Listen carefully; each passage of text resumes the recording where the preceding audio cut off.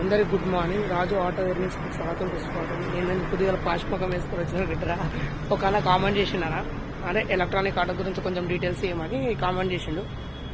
3:30 4 గంటలకు చూసుకుని అప్పటి నుంచి నాకు నిద్ర పడతలేదు. ఎందుకంటే ఆ కామెంట్ చదివినప్పటి నుంచి అన్నకు కొంచెం ఏదో ఇన్ఫర్మేషన్ ఇద్దామని. అందుకనే ఇక కొంచెం అయింది ఎలక్ట్రానిక్ ఆటో గురించి, హైదరాబాద్లో ఏది తీసుకుంటే బెటర్ అని, ఎలక్ట్రానిక్ ఆటో గురించి, సిఎన్జీ ఆటో గురించి, ఎల్పిజి ఆటో గురించి కొంచెం డీటెయిల్స్ చేసిన. మీకు ఫుల్ డీటెయిల్స్ కావాలంటే దానికి సంబంధించి కావాలన్నా డీటెయిల్స్ ఇస్తా.